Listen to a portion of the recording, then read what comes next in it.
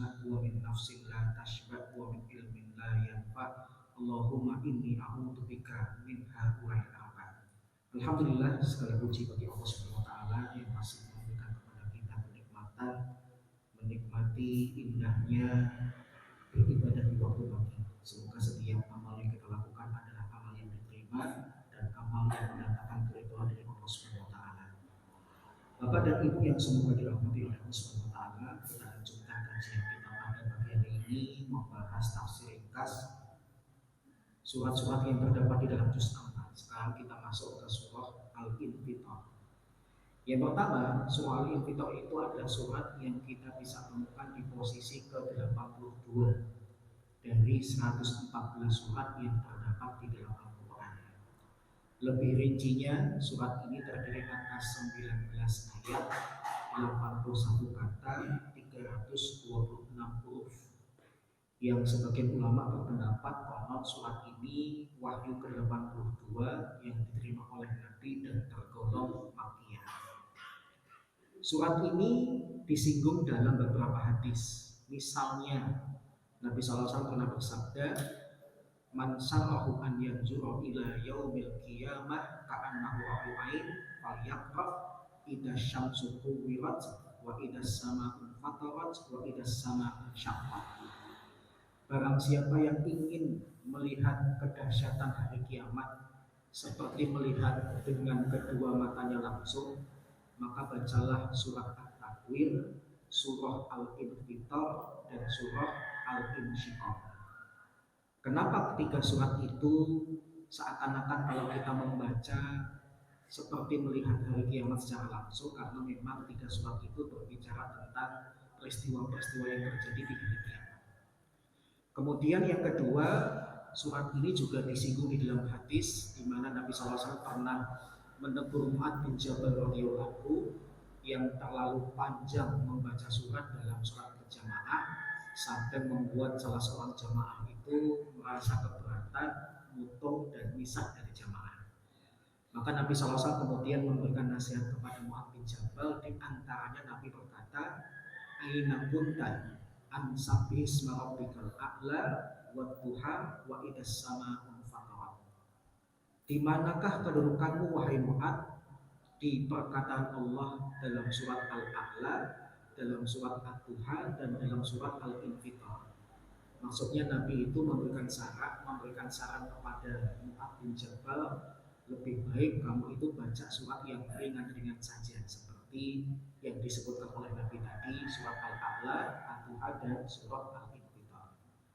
Kemudian surat ini seperti surat-surat makiyah yang lain berbicara tentang hari kiamat. Banyak surat dan banyak ayat yang bicara tentang hari kiamat, tetapi ada penekanan yang berbeda.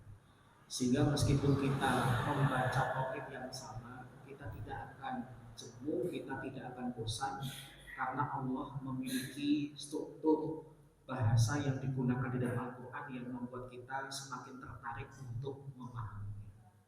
Kemudian secara garis besar, surat ini selain menggambarkan kedahsyatan hari kiamat, juga mengingatkan kita bahwasanya suatu saat kita akan bertanggung jawab kepada Allah Subhanahu wa taala atas setiap amal yang kita lakukan, dan Allah juga menegur orang-orang musyrik dan orang-orang kafir yang Allah telah berbuat baik kepada mereka dengan perbuatan baik yang sangat banyak, tetapi tidak menggugah mereka untuk beriman dan tunduk kepada Allah Subhanahu wa taala. Baik, itu mukadimah surat yang akan kita bahas di pertemuan pagi hari ini.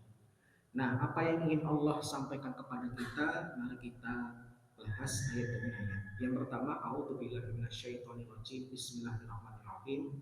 Kalau Allah taala, idas samaa'un fatarat wa idal kawakibun tasarat.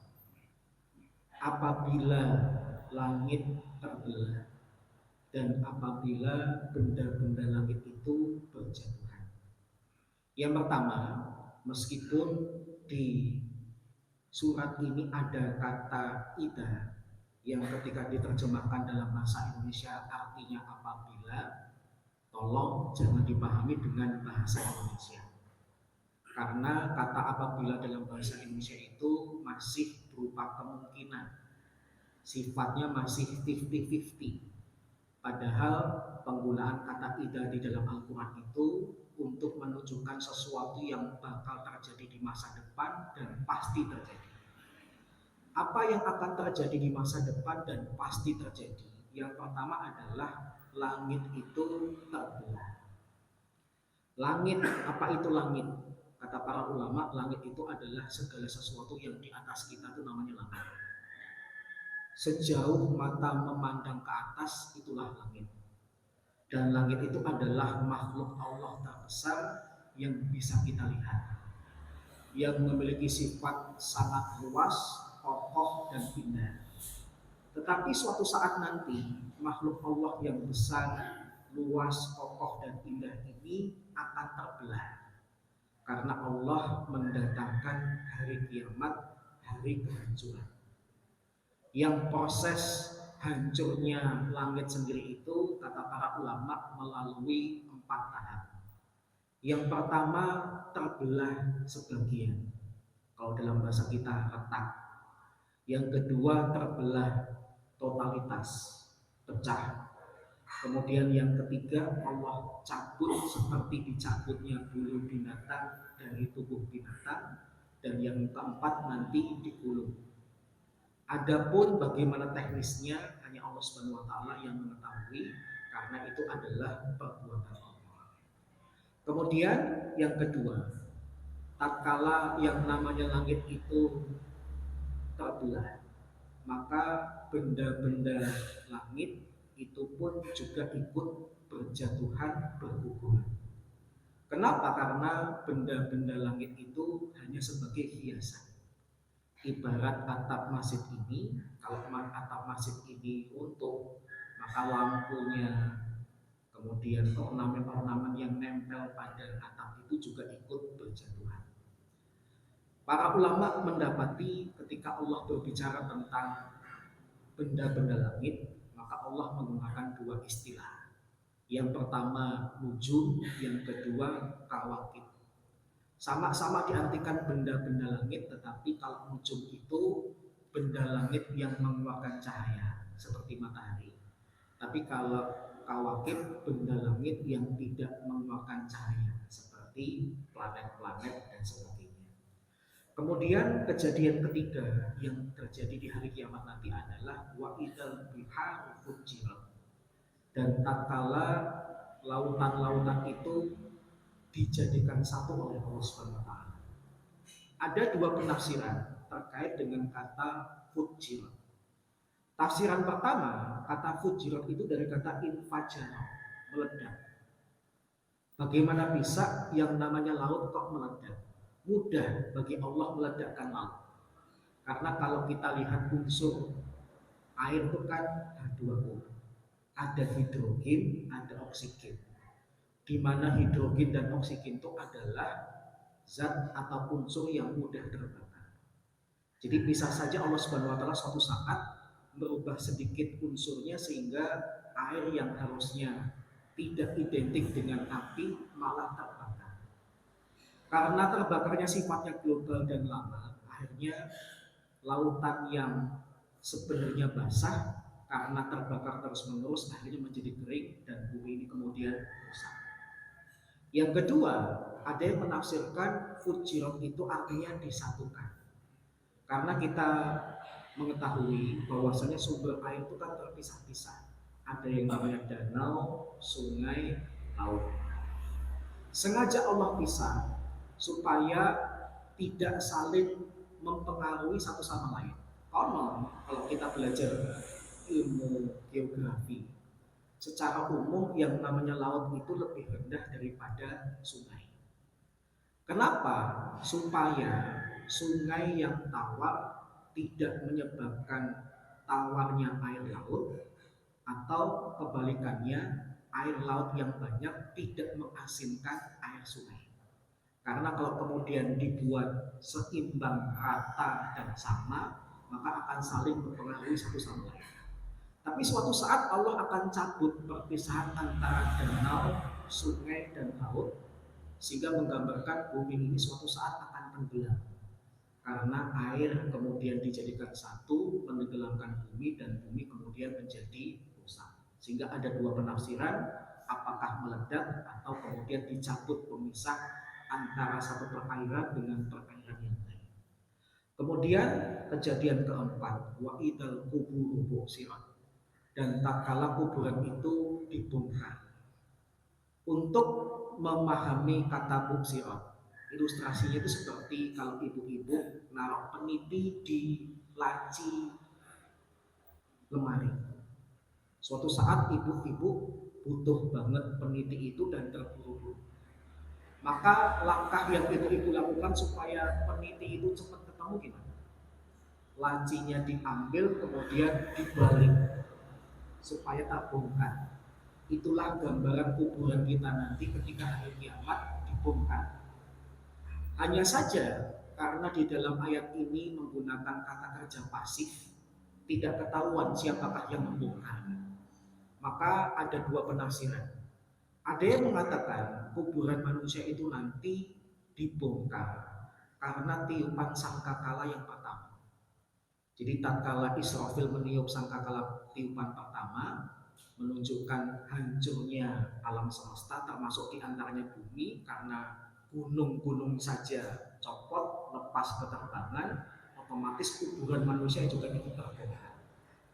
Tetapi ada juga yang menafsirkan yang dimaksud dengan kuburan manusia itu dibongkar nanti setelah tiupan sangkakala kedua.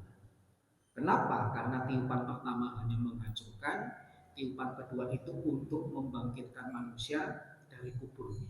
Wallahu a'lam. Kemudian Allah Subhanahu wa taala melanjutkan alimat nafsum ma qaddamat wa akhar. Kalau sudah seperti itu, maka setiap manusia akan mengetahui amal apa yang sudah dilakukan dan amal apa yang terabaikan. Ada beberapa penafsiran tentang makna qaddamat wa akhar. Ada yang menafsirkan suatu saat nanti tatkala kita dibangkitkan dari kubur, Allah memberitahu kita amal yang kita lakukan dan amal yang tersilap. Serajin-rajinnya kita dalam melaksanakan sholat 5 waktu, pasti pernah sekali dua kali ada yang terlewat. Bapak ibu merasa kayaknya sudah sholat asar tapi belum. Maka itu nanti baru ketahuan ketika di hari kiamat. Yang ini benar kamu kerjakan, yang ini kamu lupa, belum kamu kerjakan. Itu nanti ketahuannya nanti di akhirat. Yang kedua, ada yang menafsirkan qaddamat wa akhar itu Allah menampakkan amal kita tatkala kita hidup, dan Allah juga menampakkan amal tatkala kita sudah meninggal, yaitu yang disebut dengan amal jariah. Apakah yang sifatnya pahala? Waliyatubillah, ada juga yang sifatnya itu dosa. Maka mohon maaf, jangan cuma fokus terhadap pahala, tapi juga pikirkan apakah kita ini termasuk pelaku dosa. Karena kalau sudah bicara tentang teknologi, potensi orang untuk mendapatkan dosa jariah itu lebih besar dibandingkan orang-orang zaman dulu. Orang zaman dulu tuh kalau kemudian bermaksiat, kemudian tidak ada media untuk menginspirasi orang lain melakukan kemaksiatan yang sama, dia mati kemaksiatannya untuk dirinya. Tapi kalau di zaman sekarang, ketika kemajuan teknologi semakin berkembang, orang bermaksiat kemudian direkam, diupload, ditonton oleh orang banyak, dan tidak ada kepastian sampai berapa banyak orang yang bakal nonton dan terinspirasi. Maka para ulama mengatakan seberuntung-beruntungnya manusia itu adalah orang yang ketika nafasnya berhenti tapi pahalanya tidak berhenti. Dan serugi-ruginya manusia itu adalah tatkala nafasnya berhenti tapi dosanya tidak berhenti. Waliyatubillah. Maka hati-hati terhadap HP bapak dan ibu. 17-an joget-joget direkam, kemudian diupload, ada yang nge-save, nonton terus menerus, jadi inspirasi untuk 17-an tahun depannya lagi dan sebagainya. Maka yang rekam, yang upload, yang nyebar dapat dosa jariah. Waliyatubillah. Maka usahakan setiap kegiatan yang kita lakukan bukan kemaksiatan dan tidak sampai terekam seandainya itu adalah kemaksiatan. Kemudian Allah Subhanahu wa taala melanjutkan, ya ayyuhal insanu ma gharraka bi rabbikal karim alladzi khalaqaka fasawwaka fa'adalak fi ayyi suratin ma syaa rakabak. Wahai manusia, apakah yang membuat dirimu tertipu dari Rabbmu yang maha mulia? Allah Subhanahu wa taala kemudian menegur orang-orang kafir yang Allah sudah berbuat baik terlalu banyak kepada mereka, tapi mereka malah tertipu. Orang itu tertipu kemungkinannya tiga. Yang pertama bodoh, yang kedua lengah, yang ketiga mohon maaf karena kebaikan Allah.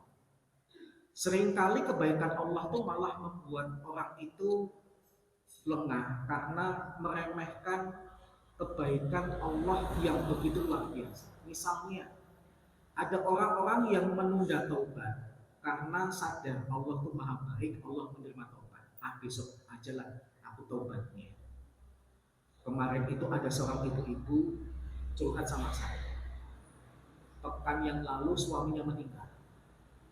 Sehari sebelum suaminya meninggal itu suaminya bilang gini, besok aku taubat.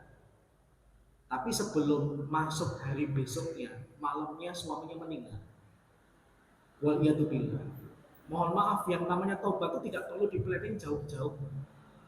Yang namanya taubat, kalau orang itu sudah timbul rasa penyesalan, sudah niat untuk tidak melakukan, dan dia kemudian berlepas diri dari perbuatan dan maksiat itu, mohon maaf, jangankan besok, 1 detik aja bisa. Saya ketika sadar yang saya lakukan ini salah, nggak usah nunggu besok lah. 1 detik saya sadar itu salah, saya kemudian langsung taubat itu bisa. Ngapain kemudian harus nunggu besok? Emangnya sinetron yang baru tayang ketika sudah dijadwalkan jam tayangnya. Taubat itu bukan sinetron. Taubat itu ketika kita berdosa langsung bertobat. Kenapa? Karena kita tidak tahu kapan ajal menjemput kita. Kemudian Allah Subhanahu wa taala mempertegas rububiyahnya, mempertegas bahwasanya Allah itu pencipta, pemilik dan pengatur. Dengan mempertegas dialah Allah yang menciptakanmu, menyempurnakanmu dan menyeimbangkan. Ada 3 hal yang Allah ceritakan. Yang pertama menciptakan. Cipta itu apa sih? Menghadirkan sesuatu yang awalnya belum ada jadi ada. Itu namanya mencipta. Dan tidak ada contoh sebelumnya. Makanya saya dulu pernah mengatakan kata cipta itu harusnya untuk Allah saja. Karena hanya Allah lah yang mampu menghadirkan yang sebelumnya tidak ada jadi ada tanpa sampel. Lagu itu tidak pas kalau dikatakan ciptaan. Lagu itu lebih pasnya buatan, karangan, gubahan. Kenapa? Karena orang yang bikin lagu itu ada sampelnya. Kemudian yang kedua, Allah menyempurnakan. Sempurna itu apa? Bukan cuma dihadirkan. Yang tidak ada jadi ada, tapi dikasih piranti. Kita diberikan anggota tubuh, diberikan akal, diberikan pengetahuan. Itu sebagai bentuk kesempurnaan ciptaan Allah terhadap diri kita. Kemudian yang ketiga, bukan cuma dikasih piranti, piranti itu Allah seimbangkan. Seimbang itu maksudnya harmonis. Tangan kanan kita itu panjangnya sama dengan tangan kiri kita. Mata kanan kita itu umumnya ya kebalikan dari mata kiri kita. Kalau tangan kita yang kanan itu lebih panjang daripada yang kiri, itu berarti namanya bukan adalah tidak seimbang, tapi Allah buat seimbang. Ada tapi nggak bagus, itu rasanya nggak enak. Tapi Allah adakan dan baguskan. Ada juga yang menafsirkan adalah dari kata adil. Maksudnya apa? Manusia itu cenderung kepada keadilan. Maling saja tuh nggak pingin pak anaknya jadi maling, karena dia tahu maling itu salah. Berarti secara fitrah dia tahu mana yang salah, mana yang benar. Yang salah untuk dia saja, anaknya jangan sampai. Kemudian Allah Subhanahu wa taala mempertegas lagi dalam segi penciptaan. Fi ayyi suratin ma syaa rakabak. Dengan bentuk apapun yang Allah kehendaki, Allah membuat dirimu. Jadi ketika Allah mendesain kepala kenapa di atas, kaki itu di bawah, ya sesuai dengan keinginan Allah. Dan keinginan Allah itu setelah kita pahami secara pelan-pelan, ada hikmahnya. Kenapa kepala itu kok di atas, tidak di bawah, kaki itu di bawah, tidak di atas? Itu ternyata dalam dunia biologi ada banyak hikmah-hikmahnya. Di antaranya mungkin Bapak Ibu kalau masih ingat salah seorang ilmuwan Islam, tapi sayangnya endingnya dia menjadi pengikut aliran sesat, bahkan pendiri aliran sesat, yaitu Harun Yahya. Harun Yahya itu dalam berbagai videonya itu mengungkapkan keajaiban dan mukjizat kenapa Allah Subhanahu wa taala menciptakan alam semesta ini, termasuk di antaranya manusia.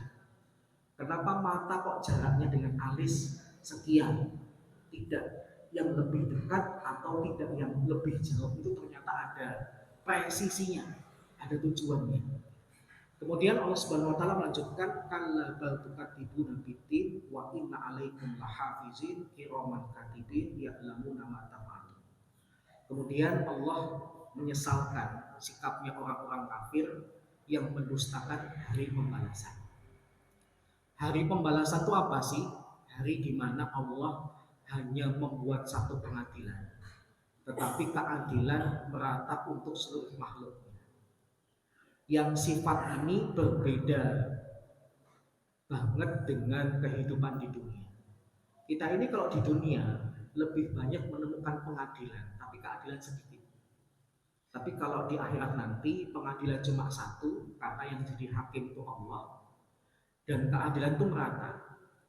Jangankan kita sebagai manusia yang dapat keadilan, Allah nanti pun akan menetapkan keadilan untuk binatang. Jadi jangan dikira keadilan itu cuma untuk manusia, binatang pun nanti juga ada keadilan. Jadi nanti tatkala hari kiamat telah tiba, Allah memberikan kesempatan untuk para binatang itu menuntut keadilan. Kalau ada binatang yang mendolimi binatang lain, Allah akan menetapkan hari di mana binatang itu bisa menuntut qisas. Binatang ayam kecil pernah dipatuk oleh ayam jago, itu nanti diberikan kesempatan untuk membalas. Tetapi perbedaannya dengan manusia apa? Setelah kemudian terjadi pembalasan, ayam yang didolimi membalas yang mendolimi, kemudian seluruh binatang Allah jadikan seperti debu. Para ulama mengatakan hanya sedikit binatang yang bisa masuk surga. Yang pertama binatang bisa masuk surga itu adalah binatang-binatang yang menjadi mukjizat para nabi, seperti ontanya Nabi Soleh, merpatinya Nabi Isa, ularnya Nabi Musa, dan sebagainya. Bahkan ada yang menambahkan anjingnya Ashabul Kahfi itu juga nanti masuk surga. Kalau anjing Ashabul Kahfi masuk surga, waliyadzubillah, sebuah tamparan besar bagi kita. Anjing saja kalau mengikuti orang soleh bisa masuk surga. Masa sih kita sebagai manusia yang berakal lebih sempurna kok kemudian nggak masuk surga? Berarti lebih pintaran anjing daripada manusianya. Waliyadzubillah, sebuah tamparan besar. Seandainya perkataan para ulama ini benar-benar terjadi, anjing Ashabul Kahfi masuk ke dalam surga. Tapi yang lain Allah jadikan debu setelah Allah menetapkan qisas bagi para binatang. Kemudian Allah Subhanahu wa taala melanjutkan bercerita tentang salah satu makhluk Allah yang benar-benar nyata, bukan khayalan, bukan rekayasa. Yaitu apa? Malaikat. Yang Allah sifati sifat malaikat di dalam ayat ini pertama, lahafizin, senantiasa mengawasi. Yang kedua, kiroman, mereka itu mulia. Kenapa kok malaikat itu mulia? Ada dua kemungkinan. Yang pertama karena malaikat nggak pernah berbuat dosa, makanya mulia. Atau yang kedua, mulia itu karena seandainya kita sadar malaikat itu ngawasin kita, kita akan malu untuk berbuat dosa. Karena orang yang normal itu hanya akan berbuat dosa kalau nggak dilihat. Tapi kalau dia dilihat, dia malu untuk berbuat dosa. Apalagi yang melihat adalah pihak yang berwibawa, atau memiliki kehormatan. Kok sampai malaikat melihat kemaksiatan saya malu. Maka kemudian akhirnya malaikat Allah sifati dengan sifat mulia. Yang ketiga, katibin. Mereka itu senantiasa menulis. Tetapi subhanallah, kita wajib bersyukur kepada Allah. SOP yang Allah berikan kepada malaikat itu beda dengan SOP manusia. Kalau manusia itu terkesan nyatet apapun, mau baik mau salah dicatat semua. Tapi kalau untuk Allah, Allah perintahkan malaikat dengan SOP yang pertama. Kalau hambaku berniat baik, cukup tulis kebaikannya. Sudah dianggap dapat pahala. Apalagi kalau kemudian dia sampai mengamalkannya, pahalanya lebih. Tapi kalau dia berniat untuk keburukan, jangan ditulis sebagai dosa. Baru nanti ditulis sebagai dosa kalau nanti dilakukan. Itu pun cara penulisannya beda. Untuk kebaikan ada kelipatan, tapi kalau untuk dosa tidak dilipatkan. Sehingga dari sini kita bisa menyadari Allah tuh lebih ingin kita masuk surga, lebih berat timbangan kebaikannya daripada kita masuk neraka sedikit amal kebaikannya. Kenapa? SOP-nya unik. Kebaikan gampang banget untuk ditulis, niat aja udah ditulis. Tapi kalau keburukan, baru niat nggak ditulis, ketika terjadi pun cuma ditulis satu. Menunjukkan rahmah Allah kepada orang-orang beriman itu luar biasa. Kemudian Allah Subhanahu wa taala berbicara tentang dua golongan yang akan ada di hari kiamat. Yang pertama, innal abrara lafi na'im wa innal fujjara lafi jahim. Yang pertama, orang-orang yang disebut dengan abrar. Siapa itu abrar? Abrar itu adalah orang yang melakukan kebajikan dengan sifat yang luas. Karena abrar itu bisa terambil dari kata birun, kebajikan. Bisa terambil dari kata barun, kejahatan. Sehingga kalau maknanya dikumpulkan, ada orang yang berbuat baik tapi sifatnya luas. Siapa? Yang kalau beramal tidak mencukupkan dengan yang wajib, tapi yang sunnah juga dilakukan. Kalau sholat tidak hanya yang wajib, yang rawatib, yang sunnah juga dilakukan. Kalau ibadah harta bukan cuma zakat, sedekah, infak dan sebagainya juga dilakukan. Silaturahim meskipun yang paling tertinggi itu kepada orang tua, tetapi tidak membuat dia untuk terhalang bersilaturahim kepada Pak D, Budi, Bulet Paklik, keponakan dan sebagainya. Inilah yang disebut dengan abrar, yaitu orang-orang yang berbuat baik dengan sifat yang luas. Dan kebalikannya adalah fujar. Fujar itu orang yang senantiasa berbuat dosa, dimasukkan ke dalam neraka, yaslaunaha yaumaddin, yang mereka akan masuk ke neraka itu pada hari pembalasan. Timbul khilaf di antara para ulama, neraka itu sudah ada atau belum sih? Menurut sebagian besar ulama, neraka itu sudah ada berdasarkan peristiwa tatkala Nabi Isra wa Mi'raj ditampakkan salah satu pemandangan, di antaranya pemandangan di neraka. Tetapi ada juga yang mengatakan enggak, surga dan neraka yang ditampakkan oleh Nabi ketika Isra dan Mi'raj itu baru gambaran. Yang asli nanti baru ada ketika hari kiamat. Wallahu a'lam, itu biarkan jadi pembahasan dan diskusi di antara para ulama. Yang penting kita mengimani surga dan neraka itu ada. Kemudian Allah Subhanahu wa taala mempertegas wa ma hum anha bighafilin. Kalau orang sudah masuk neraka, yaitu orang-orang kafir tadi, mereka tidak akan bisa goib, gak bisa menghilang. Maksudnya ada terus. Orang tersiksa di tempat penyiksaan kok bisa ngilang? Itu cuma di dunia. Harusnya dihukum mati jadi seumur hidup. Itu cuma di Indonesia. Paham ya? Bisa ngilang nanti, bisa ngilang. Seumur hidup karena perbuatan baik, gitu ya. Perbuatan baik dapat gerasi, amnesti dan sebagainya. Waliyadzubillah. Kalau orang bersalah kemudian malah dapat diskonan, kapan orang bersalah itu kemudian menyesali perbuatannya? Maka dalam dunia hukum yang dibahas oleh para ahli hukum internasional, para ahli hukum internasional barat itu diam kalau bicara tentang hukum Islam. Karena hukum Islam itu satu-satunya hukum yang bisa membuat jerah, bahkan efek takut sebelum melakukan. Bagaimana bisa orang yang ketika mencuri, ketika dipotong tangannya kemudian nggak jerah, padahal tangannya udah dipotong. Bagaimana bisa orang tidak akan takut kalau mencuri nanti tangan saya dipotong?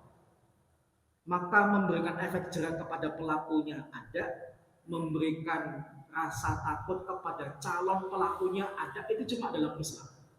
Tapi kalau dalam dunia barat, lihatlah orang yang awalnya mencuri dompet, masuk penjara, keluar jadi pencuri mobil, masuk penjara lagi, keluar jadi pencuri bank. Jadi di penjara itu malah disekolahin. Tapi kalau dunia Islam tidak, orang pasti menyesal, orang pasti takut kalau akan berbuat dosa. Maka meskipun hukum Islam oleh sebagian orang dikatakan sebagai hukum barbar, tapi pakar hukum internasional saja di dunia barat diam Pak kalau bicara tentang efek ketika hukum Islam itu diterapkan. Saya pernah cerita kepada Bapak dan Ibu, saya dulu ketika kuliah di Madinah sempat meneliti di, kalau sebutan kita tuh di kecamatan, di distrik tempat kami tinggal tuh tingkat kriminalitasnya berapa terkait dengan pencurian saja. Saya kaget, saya menemukan fakta dalam 1 tahun di satu kecamatan di distrik itu, di tempat kami tinggal, dalam 1 tahun cuma terjadi 14 pencurian. Kalau di kecamatan Colomadu 14 itu berapa? Per hari kali ya. Kalau di Saudi per tahun, boleh ya tuh. Bahkan ketika saya akan lulus lihat lagi, lirik lagi, tinggal 6. Subhanallah. Kenapa? Ngeri Pak, ngeri. Dari segi hukumannya benar-benar bikin jerah, dari segi hukumannya bikin takut para calon pelaku kejahatan. Kemudian Allah Subhanahu wa taala mengungkapkan kedahsyatan hari pembalasan dengan 2 ungkapan. Wa ma adraka ma yaumuddin, summa ma adraka ma yaumuddin. Tahukah kalian apakah hari pembalasan itu? Kemudian tahukah kalian apakah hari pembalasan itu? Sering kita bahas ya, lafal wa ma adraka itu untuk menunjukkan Allah harus menginformasikan, tapi kemampuan akal dan logika manusia itu terbatas. Allah memberitahu, tetapi sehebat-hebatnya manusia mengetahui akan lebih dahsyat peristiwanya dibandingkan pengetahuan manusia. Itu diungkapkan berkali-kali dalam Al-Quran dengan ungkapan wa ma adraka. Kemudian Allah menutup surat ini dengan perkataan yauma la tamliku nafsun li nafsin syai'a wal amru yauma idzin lillah. Hari pembalasan itu hari di mana jiwa tidak bisa menolong jiwa yang lain, dan pada hari itu seluruh perkara adalah milik Allah semata. Dalam hadis riwayat Al-Bukhari diceritakan, tatkala manusia nanti di padang mahsyar, manusia itu mengalami kebingungan. Karena kalau cuma ngandalin amal, potensi masuk surganya kecil. Maka berbondong-bondonglah manusia itu mencari syafaat kepada orang-orang yang mereka anggap punya syafaat. Yang pertama, manusia nanti akan berbondong-bondong menuju Nabi Adam. Tapi Nabi Adam enggan memberikan syafaat karena merasa pernah berbuat dosa, yaitu dosa melanggar mendekati sebuah pohon sehingga menyebabkan Allah murka, menyebabkan beliau dan Hawa diturunkan dari surga ke bumi. Nabi Adam mengusir manusia yang menuju kepada beliau, menyarankan pergilah kepada Ibrahim. Pergi kepada Ibrahim, Ibrahim pun enggan. Ibrahim kemudian memohon maaf yang kedua itu kepada Nabi Nuh. Nabi Nuh kemudian dimintai syafaat, tapi Nabi Nuh enggan. Nabi Nuh mengatakan, saya pernah berbuat salah. Saya itu punya doa yang mustajab, tapi malah saya gunakan untuk mengutuk kaum saya, sehingga kaum saya ditenggelamkan oleh Allah Subhanahu wa taala dengan banjir bandang. Gak layak saya memberikan syafaat. Pergi, cari kepada selain saya, pergilah kepada Ibrahim. Ibrahim pun kemudian enggan karena merasa pernah berbuat dosa, merasa pernah berdusta 3 kali yang pernah kita bahas. Meskipun kayaknya Nabi Ibrahim menganggap itu dusta, tapi sebenarnya dalam pandangan yang lain itu bukanlah kedustaan. Tapi memang orang baik itu kayak gitu, nggak salah dianggap salah. Tapi kalau orang tidak baik, salah aja nggak dianggap salah. Waliyadzubillah. 17-an joget-joget, yang jogetnya sampai dikritik Roy Suryo. kayak PKI ketika didendangkan genjer-genjer. Waliyatubillah, ya mirip, bahkan kemiripannya 99%. Waliyatubillah, di waktu yang sama masih banyak jutaan rakyat yang kelaparan, kok bisa-bisanya pemimpinnya itu kalau dengar musik dikit, latah, latah, langsung goyang. Sampai istrinya saja kadang-kadang negur suaminya kalau udah goyang lewatan. Kalau memang bakatnya jadi penjoget, penjoget saja, jangan jadi presiden. Paham ya? Daripada kemudian negara ini kemudian dijadikan panggung hiburan. Waliyatubillah. Kemudian setelah Nabi Ibrahim enggan dituju kepada Nabi Musa, Nabi Musa kemudian juga enggan karena merasa pernah membunuh secara tidak sengaja bawahannya Fir'aun. Kemudian minta agar menuju saja kepada Isa. Uniknya Nabi Isa tidak mau memberikan syafaat tapi diam saja. Beliau tidak menyebut kesalahannya apa, tidak menyebut dosanya apa. Langsung kemudian menunjuk, pergilah kepada selainku, pergilah kepada Muhammad. Nah itulah yang kemudian menjadi ending manusia nanti mencari syafaat, karena baru ketemunya di Nabi Muhammad SAW. Yang Nabi Muhammad ketika dimintain syafaat, beliau sujud kepada Allah dalam waktu yang sangat lama. Sampai-sampai Allah kemudian tidak tega. Allah kemudian mengatakan, ya Muhammad irfa'oksa, ya Muhammad angkatlah kepalamu, saltuta, mintalah niscaya kuberi. Maka kemudian Nabi Muhammad SAW membuat beberapa permintaan, di antaranya, tolong sidang di hari mahsyar ini segera dimulai, karena sudah terlalu lama hambamu ini menunggu untuk dimulai. Kita itu nanti konon akan berdiri selama 40.000 sampai 50.000 tahun, nunggu sampai sidang itu dimulai. Padahal manusia dengan usia terpanjang Nabi Adam saja usianya nggak sampai 40.000 sampai 50.000 tahun. Berarti kalau Nabi Muhammad tidak minta seperti ini, manusia bisa lebih panjang berdirinya. Tapi kemudian dihentikan setelah 40.000 atau 50.000 tahun gara-gara Nabi Muhammad yang minta segera dimulai saja sidangnya. Yang kedua, Nabi Muhammad SAW minta agar diberikan syafaat al-udmah, syafaat besar kepada umat beliau yang melakukan dosa besar, agar juga punya potensi dimasukkan ke dalam surga. Saya dulu pernah cerita, kalau bapak dan ibu membuka forum, membuka pengajian atau membuka kegiatan, silahkan kalimatnya itu sampai sholawat dan salam semoga tercurah kepada Nabi Muhammad SAW. Titik, itu saja. Gak usah dikasih embel-embel yang kita tunggu-tunggu syafaatnya di hari kiamat. Kalau kemudian bapak dan ibu menambahkan lafal yang kita tunggu syafaatnya di hari kiamat, kok terkesan? Berarti bapak dan ibu memastikan jadi pelaku dosa besar, biar bisa masuk surga gara-gara syafaatnya Nabi Muhammad. Paham ya? Setiap kita berharap dapat syafaat, tapi jangan sampai disebutkan, karena ketika disebutkan itu terkesan kita mengakui kita ini pelaku dosa besar. Cukuplah dosa besar itu kita ungkapkan kepada Allah saja, jangan sampai manusia tahu. Paham ya? Karena mohon maaf, saya melihat ini sebuah hal yang sebenarnya keliru tapi sudah membudidaya, dan banyak orang yang latah ikut-ikutan. Padahal mohon maaf, sebenarnya kalau kita melihat mukadimahnya para ulama, tidak pernah para ulama itu menyisipkan kalimat yang kita tunggu-tunggu syafaatnya di hari kiamat nanti. Kenapa? Karena syafaat terbesar Nabi Muhammad SAW itu ditujukan kepada umat beliau yang melakukan dosa besar masuk neraka, biar punya kesempatan untuk dimasukkan ke dalam surga. Baik, demikian beberapa hal yang bisa saya sampaikan terkait dengan tafsir ringkas Quran surah Al-Infitor. Moga-moga bermanfaat. Kurang lebih mohon maaf. Sisa waktu kalau ada pertanyaan saya persilakan.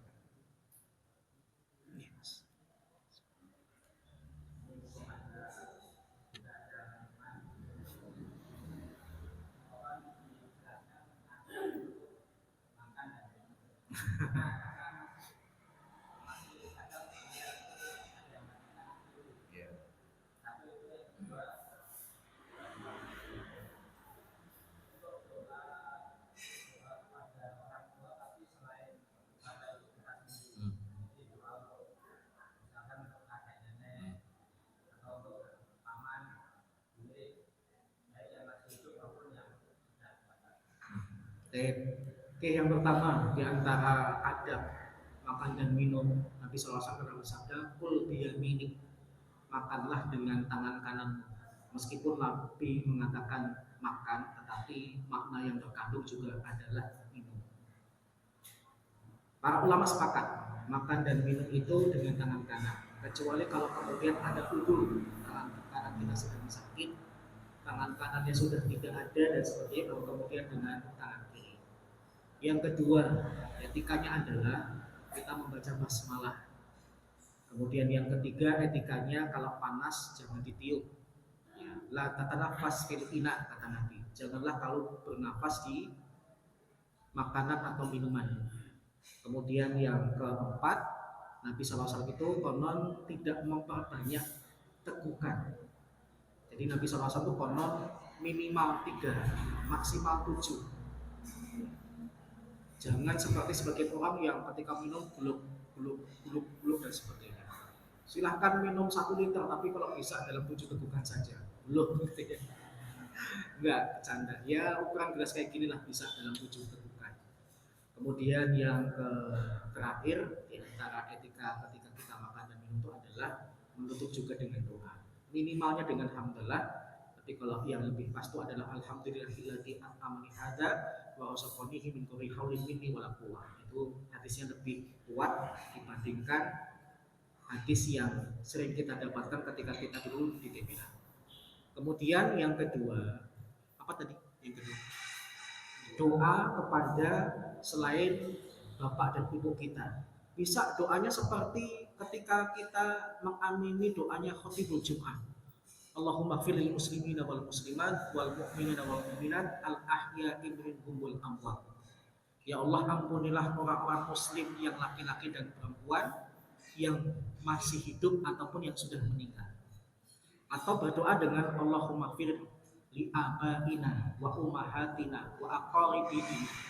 Ya Allah, ampunilah bapak kami, ibu kami, dan kerabat-kerabat kami. Aqaribina itu bahasa Arab. Itu di dalam hadis ada lafalnya. Yang kedua, kalau memang tidak bisa dengan bahasa Arab, bahasa Indonesia pun jadi. Gitu ya. Jangan sampai karena tidak tahu bahasa Arabnya, tidak tahu lafal atau redaksinya dari Nabi, kemudian menyebabkan kita tidak berdoa. Wallahu a'lam. Gitu ya. Doa selama itu di luar sholat boleh dengan bahasa Indonesia.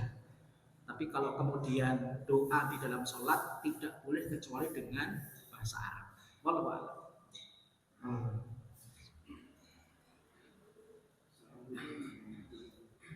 Waalaikumsalam.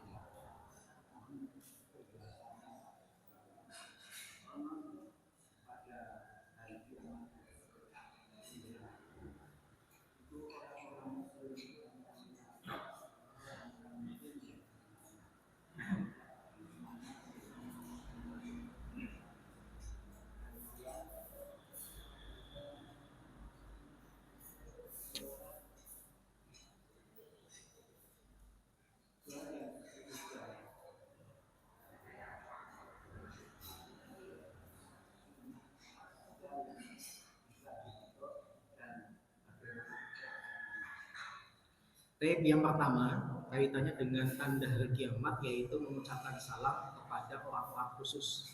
Ini kalau dalam kitab-kitab itu disebut dengan taslimul khassah. Di antara tanda hari kiamat itu adalah ada orang-orang Islam yang mengucapkan salam itu kepada orang-orang yang menurut dia sepemahaman dengan dia saja, sekelompok dengan dia saja. Kalau sudah beda pemahaman, beda kelompok, nggak mau ucapin salam. Saya pernah, Pak. Jadi kalau dia ketemu dengan orang yang klop dengan dia itu kalau ucapin salam lengkap, assalamualaikum, waalaikumsalam. Tapi kalau kemudian saya mengucapin salam kepada dia jawabnya kayak seperti orang Islam dikasih salam kepada orang kafir, alaikum. Padahal menjawab salam dengan alaikum itu kan sebenarnya diajarkan oleh Nabi tatkala orang kafir mengucapin salam kepada kalian. Karena Nabi mengatakan meskipun dohirnya belum mengucapkan assalam, tapi sebenarnya di hati mereka mengucapkan assam. Meskipun secara dohir mengucapkan semoga keselamatan kedamaian untuk kalian, tapi sebenarnya hati mereka itu mengatakan kebinasaan untuk kalian. Maka Nabi mengajarkan waalaikum, itu kembali kepada dirimu. Jadi kalau dalam bahasa Jawa agak kasar begini, orang kafir sebenarnya ketika mengucapkan salam mati yo, Nabi Muhammad ngajarin mati yo dewi. Paham ya? Paham ya?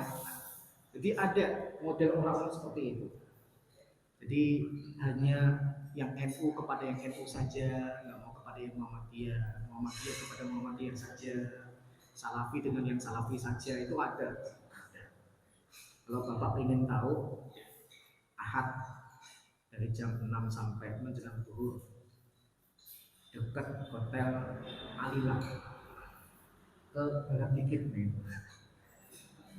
Itu aja model orang-orang yang taslimul khossah.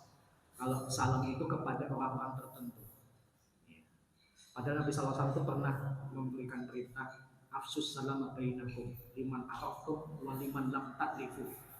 Sebarkanlah salam di antara kalian kepada yang sudah kalian kenal maupun tidak. Yang penting ada indikasi kalau orang ini muslim, ucapin salam.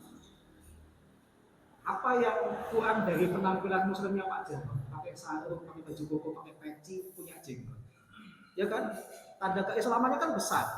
Meskipun mungkin yang tahu hakikat cuma Allah. Bisa jadi ada orang pakai sarung, pakai baju koko, pakai peci, karena nyalek itu ya ada. Nyalek. Ya, menjelang Pilek dan Pilpres nanti peci itu laris. Peci laris. Ahok aja pakai peci. Tapi kan tanda-tanda keislamannya nggak ada. Nabi saja memberikan keumuman, memberikan kenyamanan, memberikan ukhuwah kepada seorang muslim. Sebarkan salam yang kamu kenal maupun yang tidak kamu kenal. Yang penting tanda keislamannya ada. Tanda keislaman orang Indonesia itu kan sarung, baju koko, peci, jenggot dan sebagainya. Apalagi keluar dari masjid, kan jelas banget keislaman. Kok kemudian tidak disalami karena bukan kelompok, itu termasuk tanda kiamat. Yang itu adalah gambaran perbuatan buruk. Yang kedua, sholat sunnah apa yang bisa dipotong? Sholat sunnah yang Bapak langgengkan.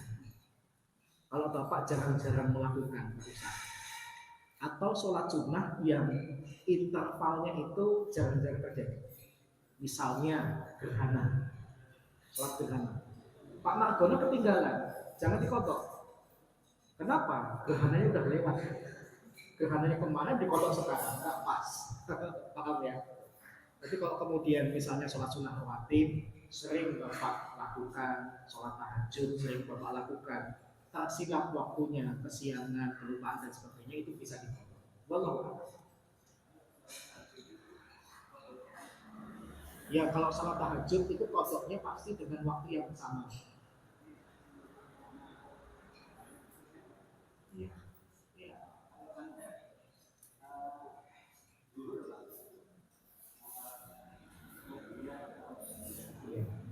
Kalau untuk qobliyah dan taqiyah sholat sunnah rawatib itu tidak ada kodok kalau kemudian tersilap. Misalnya di hari Selasa, Pak Margono lupa untuk qobliyah dan taqiyah dulu, maka di Rabunya dan usah kemudian dipotong. Karena tidak ada contoh dari Nabi mengkodok rawatib di hari yang lain. Kalaupun misalnya ingin mengkodoknya itu di waktu asar. Waktu asar di hari yang sama, bukan beda hari. Paham ya? Dikiaskan ketika Nabi itu mengkodok sholat sunnah fajar 2 rakaat sebelum subuh setelah beliau sholat subuh. Paham ya?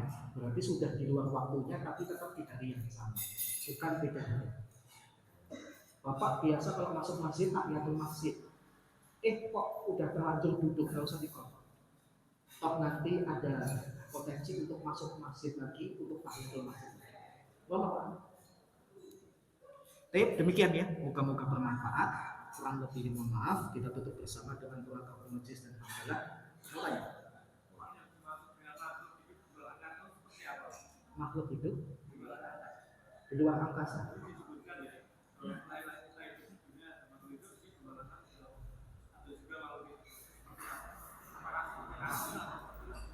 Apakah?